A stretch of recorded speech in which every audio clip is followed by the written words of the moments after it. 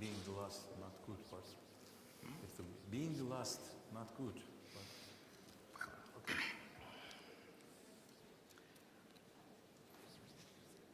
This is the last session of today, and this is obviously a kind of disadvantages, but we have a great faculty here, very well-known leaders in their area, and I'm proud to be with them in this panel of TSRM.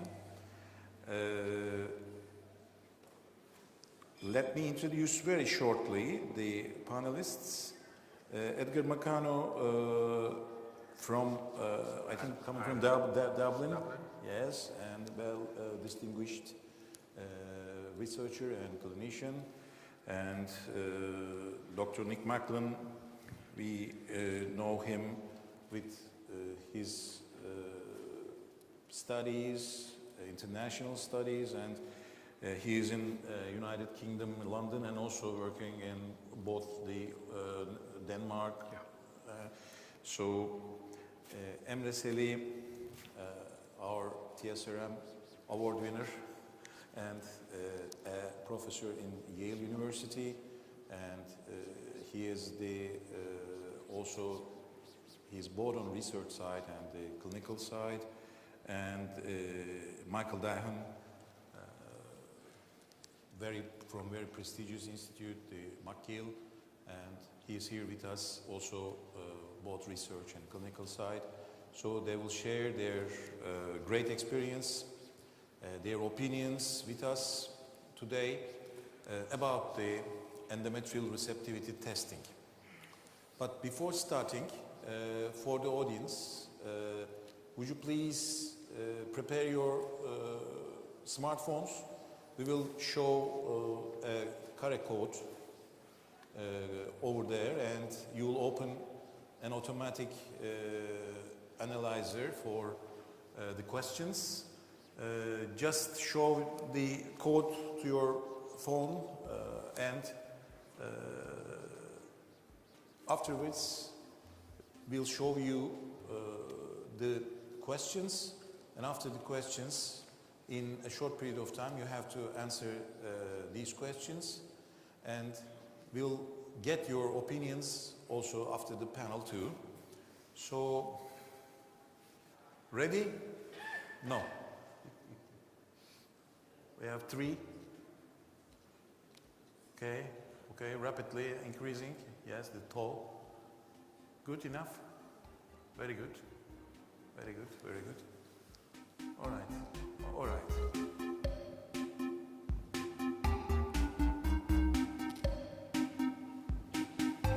Okay, I'm not sure about this music, but it's good. It's good. All right. If you're ready now, please show the first question. And okay, başlatalım arkadaşlar. Yes.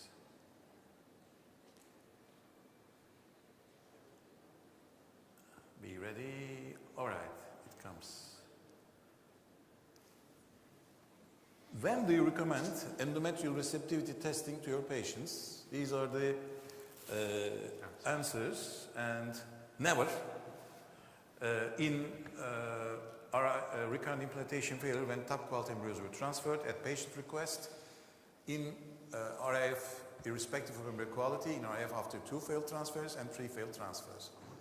Okay, and okay, the panelists, I may tell you that 64% never, and the nearest answer is 18% after 3 failed transfers. Thank you very much, and we'll see these answers again after the, and the second question, sorry for that, the second question please.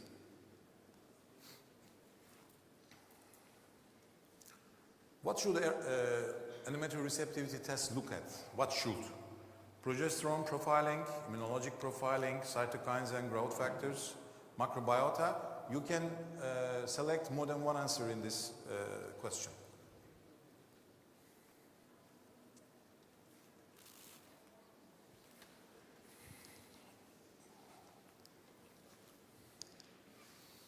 Yeah, 81% progesterone profiling and 38% immunologic profiling, 38% microbiota, and 31% cytokines and growth factors. Okay. Thank you very much. So we can proceed to our panel now. The first question I want to ask these very experienced scientists and physicians, would you please, I'm starting from Dr. Makano, would you please, in your words, in few minutes, what is the importance of endometrium in ART success, and what's the concept of endometrial receptivity? Would you please, in your words, in few minutes, explain it as a core idea, and then go on with the other speakers. Thank you. Pleasure being here. Good afternoon, everybody. It has been dogma that both the embryo and the endometrium contribute at least equally to human implantation. I would like maybe to remind the audience that 2 years ago a paper was published by an American group that looked at 3 euploid embryos transferred one after the other in frozen embryo transfer cycles.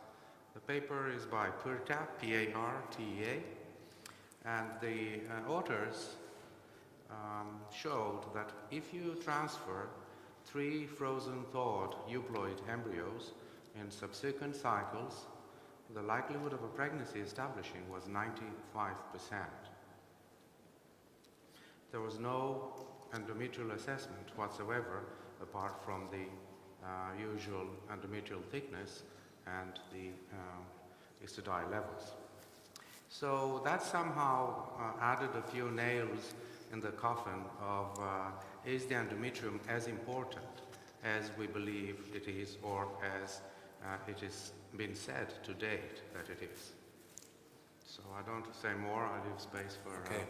I think after your comment, I've already seen the Dr. Markton's presentation, and I think there is maybe a different answer for that. Would you please? I think the way we're going to look at the embryo and the endometrium interactions is a bit like human fertility. We were discussing this earlier. One can make up for the other. There may be weaknesses in one that can be made up for the other. And if you think of the patients, there are lots of couples out there who never come to your clinic, even though there's male factor infertility, because the woman is ovulating a good egg every month. And eventually she gets there, and you never see her. I think this paper, which is a very important one, which we've seen discussed, perhaps also tells us that if the embryo is perfect, it probably is the truth that it will make its way into most endometria. And because it's a very good quality, the fact that the endometrium has let it in is fine. It's probably not going to end up in miscarriage because it's a top quality embryo. But I think that many of the embryos that are put into the uterus are anything but perfect quality, but are still viable and can still produce a healthy baby. But they will only do that if the endometrium is going to be conducive. It's going to play the game. It's going to support the less than perfect embryo from implanting. And I think what I did in my talk was trying to give some examples of how that might happen. So I think that the endometrium plays no role, essentially, as long as the embryo is very, very good. But once the embryo is anything is between non-viable and perfect, the endometrium could be crucial. And I think there's growing evidence for that. So I believe there is an important role for the endometrium. The problem we face is that the field is about 15 years, if not 20 years behind embryology. And I'm very concerned that the failure of one test, which the ERA test I think is now is leaving us, is going to kill the field inappropriately, because it was just looking at the maturity of the endometrium. That was all. That's all it was doing, was looking at how it responded to progesterone in terms of transcriptonic change, just like histological changes. And it completely ignores all the other factors which are so important in successful implantation. So I believe the endometrium is something where we need to focus. And the other reason I would argue for that is if you look at I believe with embryo research now, we're in the phase of diminishing returns. You know, we've got a number of tests now to select the best embryo, and they're not perfect, and there's still work going on non-invasive and proteomics and all that kind of thing. And that might make us, instead of 94% good at selecting the right embryo, 95% good at selecting the right embryo. It's not going to have a profound impact on outcomes. And I think it's time now that we switched our attention away from, not completely, but the emphasis of our research away from the embryo to the endometrium, because that's where I believe the real advantages are going to be found. As far as I understand, if the embryo is good, okay, but the scenario, in the real life scenario, how many patients do we have, best quality and PGT euploid, and we can give one by one, and afterwards we get 90%. This is the crème de la crème. This is the highest point that we can. As far as I remember, in this study, almost 20 oocytes necessary for such kind of good pool for tri-euploid embryos. But in real scenario, in real life scenario, most of the patients do not have this chance. Yeah. And so there is I think, place reserved for study the endometrium, at least for those patients. But for the good ones, the standard procedures are even more than enough. So what do you think about that, Emre? So I think when you define the question, you have to be more specific. So if the question is, does the endometrium matter in IVF outcomes? This is the question. The answer is yes. But then, does the heart matter for me to survive? Yes. But not everybody dies from a heart attack, right? So the fact that you need something to be optimal for implantation doesn't mean that it is the primary source of failure to implant. So the question should be, in a woman with no congenital abnormality, no adenomyosis, no endometriosis, no fibroids, no visible abnormalities, and normal thickness, would, or is there an inherent biological abnormality in certain portion of those women that will prevent implantation? Because that's the only thing you can test for. The rest would be a random occurrence of a biological event. And right now, we don't really have good evidence that that exists. It may exist, and maybe it does not. When we did that study of 3 euploid embryo transfers, there was no real decrease in the implantation rate after the 3rd transfer. That study proves that at least after 3 euploid transfers, you can't really diagnose anybody with a recurrent implantation failure and endometrial effect. Now, we don't know if suddenly after you try 5 or 6 times, you will find this group of people who have real endometrial issues that are invisible. They don't have fibroids, they don't have adenomyosis, they don't have nothing, but they have an endometrial thing going on that keeps happening every cycle and preventing them from implanting. We don't know if that disease exists. There probably are a few women who have issues, and that's definitely worth investigating. Yes. But we haven't proven that it exists. And one thing I also did a lot of basics research. I still have mouse, frog labs.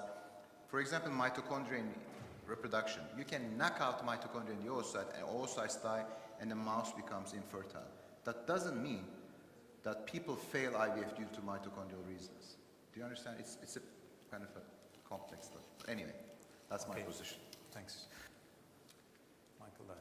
So I agree. I think that we know inherently that the endometrium plays some importance. And we actually fix a lot of the endometrial issues. No, sorry.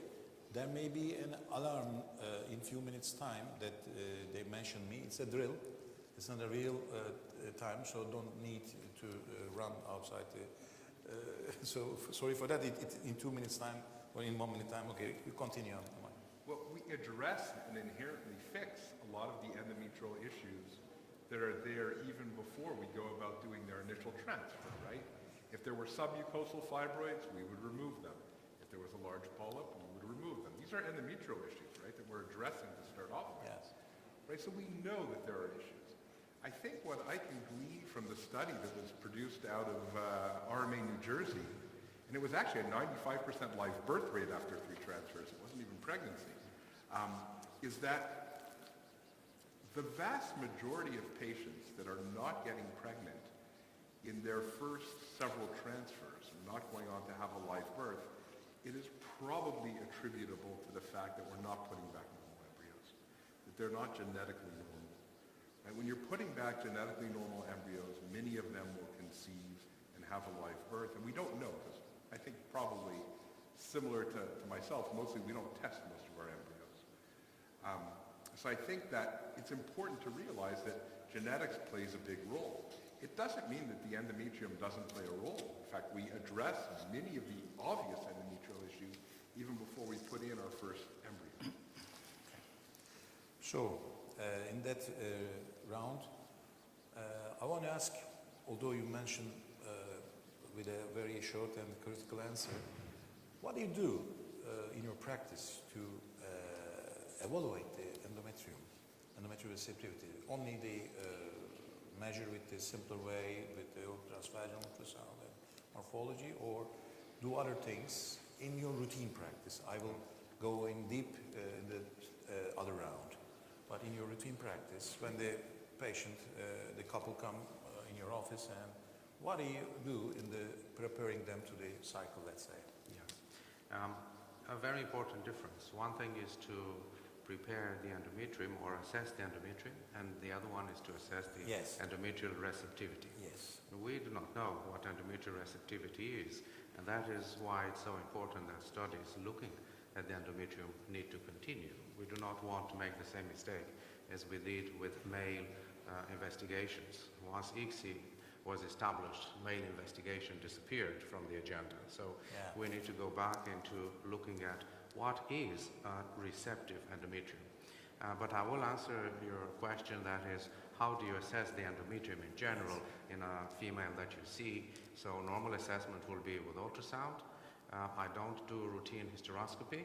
I do hysteroscopy if I have a good reason to do a laparoscopy for my patient. And in that case, I also do a DNC. In Ireland, it's extremely unlikely that I would identify somebody that has endometritis. It's not a frequent diagnosis that is made. I do see, of course, polyps and then fibroids, submucosal fibroids, and they are normally addressed. Thank you very much. Dr. Martin? Yeah, it depends on the context, but in terms of routine,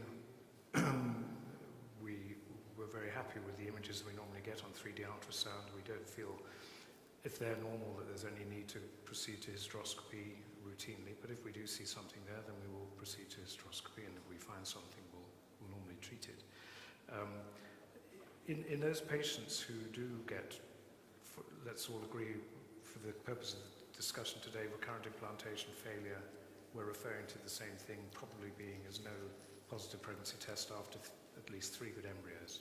We could discuss that, and it's the discussion as to what RIF is becoming much more nuanced now, which I think is good, but for the purpose of the discussion.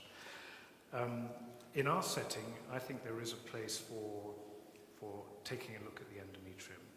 And I think that the distinction is very good between the uterus and the endometrium, because a lot of us conflate fibroids, polyps, big lumps and bumps as being endometrial function, and it's not. That's just sort of anatomical space-taking abnormalities. What we still are only beginning to understand is all these molecular functions that are happening in the endometrium. We're beginning to get some tests that allow us to at least interrogate some of these. And my own belief is that while they are still requiring full support with randomized controlled trials and all the gold standard, they do offer a nudge in the right direction away from just blind treatment with add-ons, which is what many people are doing just now. So they are taking us in the right direction, but not the whole way. So that's a justification, therefore, for our implantation clinic, which I mentioned in my talk. So women who've had three embryo transfer procedures with good quality embryos are offered a referral to the implantation clinic where they undergo testing for all 4 of those. Okay, so my answer would have been yes, because, as I said in my talk, you know, the idea that only one of them is the cause of the problem is extremely unlikely. There's probably 7 or 8 key functions of the endometrium that need to function before we'll get receptivity, if we use that word. We need to be able to interrogate all of them. Some of these tests will survive, others won't, but I hope that in 10 to 15 years we'll begin to get a little toolbox, a diagnostic toolbox that we can apply to identify, well, here's the problem in this particular patient, and where we are as a step there. So we're using all four women with recurrent implantation. Same thing, I think, the emerging also to the side of this genetic profiling of the woman and man, Yeah. especially for the receptor side. HLA. And this may also be placed in the future. At least combine these efforts, give us some tools that we Yeah. can manage the patients more personally, I think. Yeah. We just have to be honest with patients about how little we know, and it's very important that we don't present this to the patient and say, look, we're going to find the problem and definitely treat it. What we're going to do is any treatment we do will have at least some biological rationale to it. Yes, that should be. Yes, Emily. So this is when they're entering treatment initially? Just sonohysterogram, that's all I did. No, just you're doing your daily routine. Do you have some extra things? Do you do some extra things about endometrium? No. No, just Sonohysterogram. you are starting simply with all we know. The transfer. Sonohysterogram, and if there's Okay. something later on, I may do a hysteroscopy if there's a reason for it. All right. But I don't do anything else. Okay. What about you? I have to say, if there's suspicion of something, I'll do an office hysteroscopy, but if not, I won't add more than has been discussed. Okay, so it will be it's a short round. So let's dig in the subject. And what's your position in case, although we could not tell the exact definition of the recurrent implantation failure, but in the context of recurrent implantation failure, what's your approach as far as endometrium is concerned? Yes, I might just make an accolade here. When we deal with these patients, they are the most difficult of all our infertile patients. Yeah. When we deal with infertile patients, they are a population that has not been lucky enough that nature placed everything that it takes to become pregnant. So to me it sounds irrational that we will aim to bring this extremely poor in terms of reproductive ability cases to the level of anybody else, like a good population that has 3 blastocysts. But we are making efforts to understand more in terms of both the embryo and implantation. But it's very important to know that counseling and discussing with patients that we might never find out why you don't implant. We might never find out why you cannot reproduce. I think that's a reality. I look at the mistake that the obstetrical profession has made to claim we can make perfect babies at the end of 9 months. We don't. And this is why there's a lot of grief when something goes wrong at the end. And we should not make that mistake, I think. We should acknowledge that there is limitations in what we can do, and we are now fishing with a broad net, looking at what might be there that is important. So what do? I will normally do karyotype on both, because I can't establish, I don't do routine PGTA, so I can't establish if it's the embryos or the genetic background of the patient or the endometrium. So I do karyotypes on both, then I do a hysteroscopy and a biopsy, and for a selected population I might do an ERA test and the look at in terms of Could you be more specific on this selected population of ERA tests? Yes, I look at patients that have had at least 2 fresh cycles of treatment with transfers of embryos that looked healthy in terms of quality, top quality, grade A or grade B, and if she had all those 2 sets of fresh transfers without a pregnancy establishing that, I will do. And what's your experience about that? In terms of the outcome or in terms of the results? Results and outcome, of course. Results invariably show that there is maybe 1 day difference, which obviously the window of implantation is being taught as being 2 days for many years, so I can't see how a day makes a difference. Transfer 1 day late or transfer 1 day early, it's usually the result says it's too premature, allow another day of progesterone supplementation. The results are dependent on the female age. Usually, if you adjust in a younger population, you will get some pregnancies, but in the older population, results are no different. There are some accompanying tests for with ERA. Have you also have experience? I have a modest experience. I do have an issue, particularly with the microbiota, because it's impossible to sample the endometrium without sampling some vaginal and cervical flora. So unless there is a very specific way to segregate between true endometrial populations and cervical vaginal population, I don't see the utility of that test. Okay. Okay. So, Dr. Markman. Well, I suppose I already... There still, Dr. Using this Mocano, some in subpopulation continue to use the ERA and other tests. But We're about to stop using the ERA. okay. And we have included it in the toolbox, if I can refer Could you to please that. explain the reasons of it? Why? The reason why we stopped using it, well, there's 2 or 3 reasons. One is, in a study we did looking at recurrent implantation failure versus controls, we didn't find an increased prevalence of disrupted ERA in the recurrent implantation failure patients. It's just clinical. But we've been influenced by the data that's been published over the last 2 years. You know, there's been a lot of pretty high quality studies that you have to look at and say, you know, is this really helping your patients? And we've come to the conclusion that it's not, at least not sufficiently. So that's a bit, I mean, we'll probably have a discussion about the microbiome. It's the hot thing at the moment. I think one thing we still don't know whether when we look at microbiota, we're looking at a causative factor for implantation or a marker for something else. And it's very possible that when we look at microbiota, whether it be vaginal or whether it be in the uterus, the disrupted microbiota is not itself causing the problem, but it's a marker of some other upstream metabolic or some other problem that's affecting.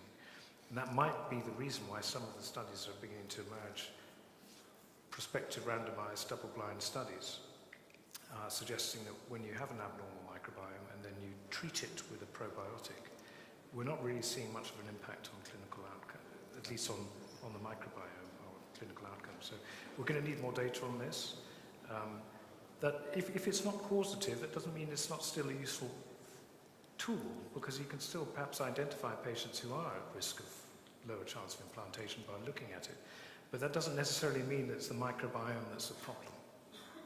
Okay, have you performed also, let's say, endometrial biopsies during like hysteroscopy and doing endometrial biopsy? Do you also perform such kind of? We do a biopsy, and we do it for the MLI test, the Nathalie Ledet test, which was discussed earlier today, which looks at cytokine products, RNA products of NK cells. NK cells you can't say them now without everyone raising their eyebrows, and that's because of the history of their being misappropriated, I would suppose. But they are key players in implantation, and it is feasible that in some women they're not functioning as well in others. And what I like about Nathalie's test is that it's looking at the functionality and identifying perhaps a group of patients where the balance of immune activity is not optimal, and which may therefore be suitable for some sort of immune modulation. And that brings me back to this point that it identifies a group where, with some degree of rationale, you could then begin steroids or the scratch or whatever, rather than just doing it blindly. So that's why we do it. Okay. We're talking about ERA, or? No, we're talking about in the patient with recurrent implantation failure, and you may not limit yourself to ERA test. Your approach to these patients. So, basically, right now, I don't think there's any test that can be used reliably to help us treat recurrent implantation failure patients, if they do exist, in a better way. Okay. I never trusted ERA, and the reason why I never did is because they never did a non-selection trial. And it is, in my opinion, it is scientifically unacceptable, especially a group that makes an enormous amount of income for this. They should have just done the study. They didn't, and then it fell onto other people and to them to do back-to-back studies now that are coming, showing unequivocally that you should not be doing it in low-risk patients, and not unequivocally, but quite convincingly in the recurrent implantation failure patients. As I agree with Dr. Macklin, ERA is done, basically. It will be done. The key thing you should understand is this. If you do a microbiome study, you're not completely sure, and you just ask them to use a probiotic. There's nothing wrong with that. I mean, people use probiotics anyway. It's not going to kill you. Yeah. But if you're using ERA test, and I'm actually predicting this may happen, and you're telling people to transfer their embryos in a different date, and they have only one embryo left and two embryos left, and they don't get pregnant, there could actually be a class action lawsuit on this. Because you're telling people, you're selling people a test that you don't know works, and you're making them change the day of the transfer. So anyway, ERA is kind of done. As far as other tests, I'm all for researching, but for microbiome, I'm very much involved with the microbiome field within the context of obstetrics, where probably tens of millions of dollars was poured. Some of the best researchers in the world, some of them in London, by the way, and work on this project. And there's really, promising data, but a lot of debates about whether or not microbiome will be predictive for preterm birth, preeclampsia, etc. And there's also enormous, of course, amount of microbiome work coming from Sweden about gastrointestinal disorders. These companies are pouring an enormous amount of research into this. They're still not a reliable diagnostic test. And at least in the Crohn's disease or ulcerative colitis, you expect to find some. I mean, these guys have bowel disorders with the micro. So anyway, it may be a good target in the future, but I don't think it's ready to be used in my patients right now. And rather than talking about specific tests, I don't think we should do the test because we don't know what to do with the patient. You just do a test. It's going to help. And how to test a test. The last 2 years we've been writing papers on this. You should understand how to test the test. You develop the model, you do a non-selection, and then you do an RCT. There is no non-selection, there's no RCT, don't use it. I mean, you can use after a non-selection, but without non-selection, don't use it. Michael? Yeah, I don't have so much to add. I agree with Emery very much. I think we currently don't have a reliable test that we can use to really figure out if there is an endometrial effect causing recurrent implantation failure, which would be a small percentage of our patients, nevertheless. I think that I agree that the ERA has many issues, and I don't think we have a reliable test. I have a reproductive immunologist that is very interested in this, and we do send our patients to her. And she is involved with the Matrix lab, the test looking for inflammation, so she's doing studies related to it. My concern with that test, is that it's good for 6 months. Meaning, the biopsy you do today is not predictive of where the patient was 6 months ago, or where they'll be in 6 months from now. And that's from the producer of the test. So, what I'm looking at today may not reflect where the patient was in the past. And I have a hard time putting those together. And again, if you believe in the microbiome, right, and I don't think we have a lot of good evidence yet, I agree. But if people believe in the microbiome, right, you can go out and spend your patient's money on an expensive test, or you can test the pH with a strip. It's a lot less expensive, and it costs pennies, actually. I mean, you'll have an idea if there's a disruption of the microbiome. Okay, now is the time to an interval for the questions. Yes.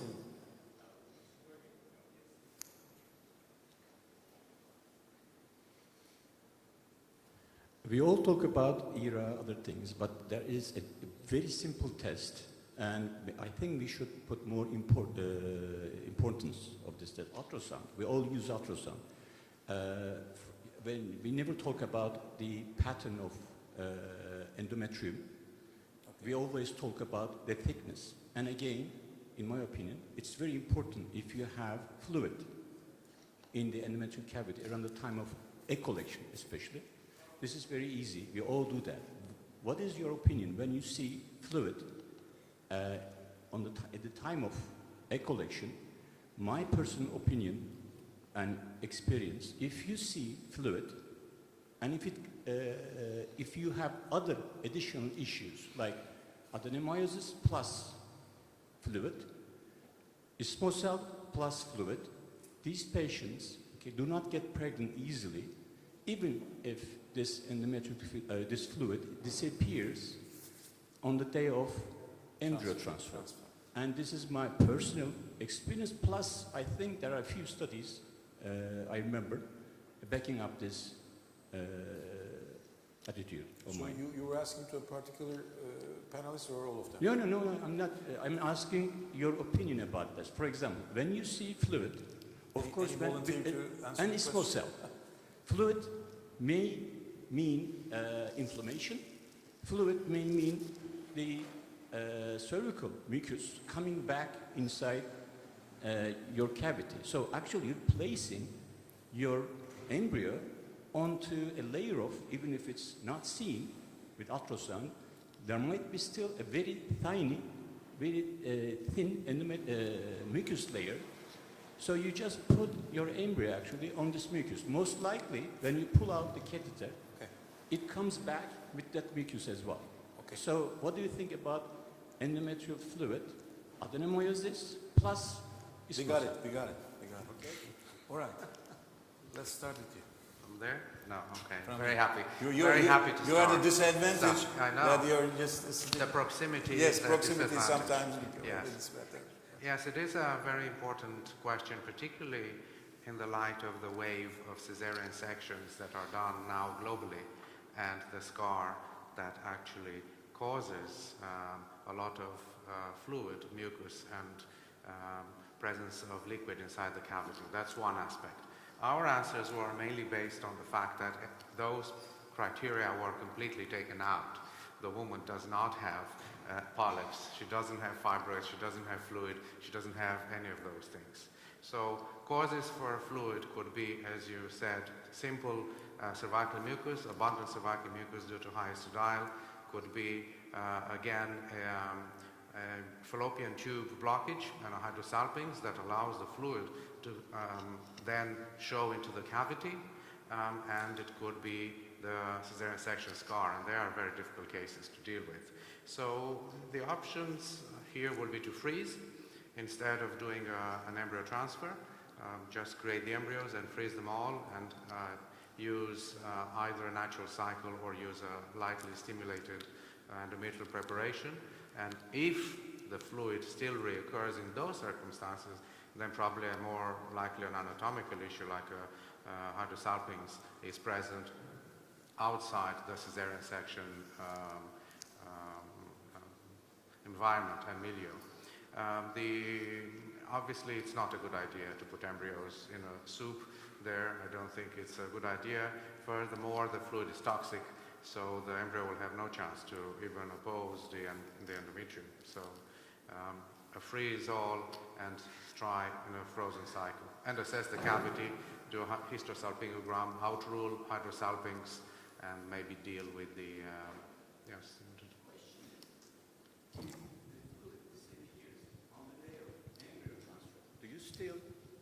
Do you still transfer embryo or cancel it? Selim, I will ask also that. In the question, it recites that if it disappears at the time of the transfer date, do you still go on with the transfer? In the rare cases, yes. You don't see these cases very frequently. All right. We might see 2 or 3 cases a year. So if the fluid disappears, we will transfer. Any other different answer for this? No. Okay. So better to freeze all and try your best efforts to delineate whether there is an isthmus cell or hydrosalpinx or Yes. endometritis, and use your chance on the frozen toe cycle. Aspirating at the time of the, let's say, Egg collection. egg collection or just before the embryo transfer, sometimes tried and there equivocal case reports, but it's not advisable at this stage, as a routine. So are there any other questions from the audience, or we pursue on our panel. Okay. So we are just coming to the end of the panel, but I want your opinions about the future prospects of the, let's say, endometrial evaluation in both context of recurrent implantation failure, also in a routine setup. What can we expect from the future? In this case, become a tool in our, as far as clinicians, in our hand. So now start with you now, Michael. I'm going to take the second question first. You know, I think that the evidence suggesting that if we put back serially 3 genetically normal embryos, 95% of our patients will have a live birth, means I'm probably not going to change my initial evaluation of the endometrium beyond what we described. In recurrent implantation failure, I think what the problem is that we're going to break down the endometrium into many different factors. They're going to have a role. So it's going to be a small percentage that have endometrial issues, but there will be some. And then there are going to be different factors that are playing a role in these patients. And the tests are going to have sort of variable success. Like, you know, Nick presented data where he was looking at the secretions from the endometrium. Yeah. And he found they were different in women with recurrent implantation failure. And the area under the curve was 0.67, right? But we really, an area under a curve, we want it to be at least 0.7 before we start to even feel that it's a moderate success. What that shows is it plays a role in a certain percentage of patients, but not as high a percentage. It's not everybody, right?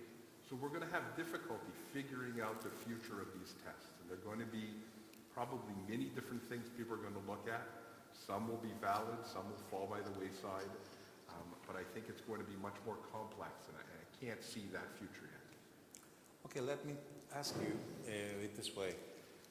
Now we have in our hand 3D, 4D ultrasounds, and as far as I recall, years ago, there is a lot of studies about the Doppler studies with the subendometrial Doppler studies, and they are very famous at that time. So with this 4D information and also applying the Doppler technology together with this, can this give us at least a clue about whether we do the embryo transfer at that time or not at the time of transfer? Because in a study that we had done about 10 years ago, the Doppler parameters, it's a blind for the assessor, and the Doppler parameters are not good in some of the unexplained infertility patients, and you have to use some measures to increase these parameters. So better to, such kind of things. What do you think about that? I think that, again, most people are not doing Dopplers. I don't think, for example, in RMA New Jersey, they're doing Doppler studies. You have to have a 95% live birth rate after 3 transfers.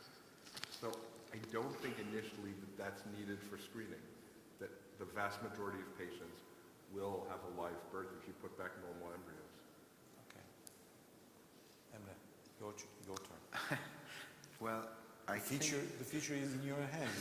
Your lab is... So first of all, I agree with Nick that research should be continued and expanded in this field. It doesn't have to show a benefit. It doesn't show how to discover a test. It's worth knowing that it doesn't matter.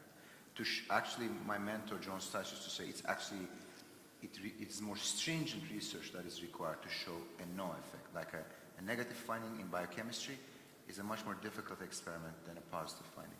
So I think there should be more research, more stringent research, with some decent funding, probably with people who are already experts in this field, and going from model development to non-selection to RCT. RCT is, people take give too much credit to RCT. If you do the first two steps right, I think RCT will be okay. One thing that people, I meant to say this during this meeting. I try to say this to people who work with me. There's something called an effect size, which means if there's something that is bad in biology, the issue is how bad is it? And if it's not too bad for you, it is very difficult to test it accurately. Like if the molecular change, let's say when a certain protein increases in 10 people, but only hurts 3 of them, the other 7 are fine. There may be cases like that in endometrium, so it is very difficult to develop a validated test if the impact of the change is not reliable. So it's not your fault, it's the biology's fault. So that will also be a challenge for testing. Both in embryo tests, any embryo test that is not genetics is difficult because of this. Because genetics is the thing that has the highest effect size. When you get out of genetics, it becomes tougher. So that's why it's very difficult to get it validated and prove it. But I think it will be done, it will be improved in the near future. In the previous session, Dr. Ribeiros said the live birth with 1.8 millimeter endometrium. So this is maybe in a few group of patients that we cannot explain some negative effects or positive effects. So you are absolutely right that we need validations, we need down-selection studies, and to incorporate new technology. For example, in our, this is a good example. ERA is a good example that it is our thing implemented in the routine practice without good studies and, as you said, the non-selection trial. This is a very good story, actually. It is. And should be told. When I retire, I'll be giving talks about that. Yes, yes. So, what's your opinion, Dr. I think it's striking. Let me ask you, you mentioned about also, are we sure that receptivity is the only term that we use for the endometrium? We should also use the selectivity of the endometrium. Could you make a comment on this? Because some of our audience may be other places and now you find you, and it's a very good issue to understand that the selectivity, what's its meaning? So the idea behind this idea, the notion of selectivity, is that the endometrium is not just a passive receptive matrix, but our work suggests that following normal decidulization process, exposure to progesterone, etc., the stromal cells adopt a biosensor function that seems to be capable, once the embryo has breached the epithelium, of receiving some sort of signal and responding to it. And that the current form of thinking is that this affects the endoplasmic reticulum, either producing a stress response, which, if it's generated, will lead to menstruation, and otherwise a supportive response. And what that comes together basically suggests is that there is a checkpoint in the endometrium that clicks in once the embryo has broken through the epithelium and allows the woman to decide whether she's going to invest in this embryo or not. And she may decide not to because it's aneuploid or it's mosaic or because there's some other problem. But it gives her that moment of decision whether or not to suggest. And what we've got also is data suggesting in some women this doesn't work very well. And in those women who doesn't work very well, it may present as either recurrent miscarriage if they're not selective enough, or possibly recurrent implantation failure if it's too selective. Now, it still needs a lot more work, but there is work going on, and I think it's interesting. I think that concept is beginning to be understood, and to me is an example that the endometrium should not be just seen as this passive. But the work should go on. But we need it. So now you are the last speaker. Yes. The The equilibrium on the stage. Yes. I might say that I would like to respond completely differently. Firstly, just to mention that the power of the consumer is quite mighty. So I might find myself in a situation where a patient comes in and says, "Could you please do this ERA test for me? I heard it's the best thing." "No, I don't want to do it. There's no evidence." And this dialogue, I believe, will continue despite the fact that we as practitioners know that there's very little value in the tests. So the consumer will drive many of the tests. But my answer is a bit different, and it is coming back to the definition of what we're trying to study. Okay. Because if each laboratory does one research project here, one research project there, different questions, I do not think that we can make a large step forward. We will just have small pieces of the big puzzle that emerge, but the big picture might not be what we're looking for. So it comes down to defining what we want to study and what question we want to answer. Are we, for example, all trying to study the human normal implantation process, and how should the endometrium be in the circumstances of a perfectly euploid embryo? How should the endometrium be that results in a successful pregnancy, a clinical pregnancy, and a live birth with a healthy child, genetically healthy child? So that could be a collaboration, a work that is done in centers that have the expertise, where they all come together and say, we want once and for all to answer one question based on this definition, based on this targeted population, and understand the basics.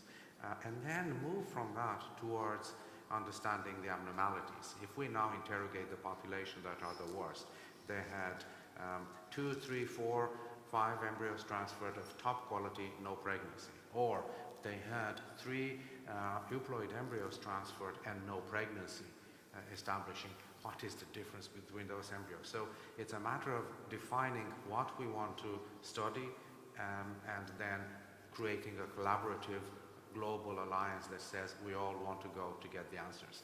To date, things have been quite interesting. If you look at our field, many groups have developed tests, technologies, and then were looking for an application for it. So I don't think that that's good medicine. And that's why putting back the onus on us to say we need to find out the basic science and have a good understanding by coming together, I think it's key in the future. Yes, actually, the bad experience sometimes could bury a promising novel product, but like maybe the woman's experience, it may again use some field in future, but that experience may cause harm to the patients that can get some advantage of this technology, and so we have to be very careful about implementing the technology and burying the technology in both sides. Yes. We have to be careful about that. That's I might come back. I had a thought about all the blame is placed on the woman. Yes, it's the endometrium, it's this, is that. We do so little research on the male in the circumstances of recurrent implantation failure. And wouldn't it be ironic that in 10 years' time we'll be sitting here discussing our revolutionary discovery that in fact there's a lot of male factor contributing to this recurrent implantation failure. When you look at the program, you are right that the male side is very, very tiny. Yes. And we're talking about all the stuff, talking about the PGDs and so, but we have seen our hand and doing the... We need to interrogate the male more. Yes, absolutely. So, thank you very much for this marvelous contribution and marvelous panel. It's my pleasure. And for the audience, I think you were tired and hungry. So, thank you again for all of you. Better to have a picture together.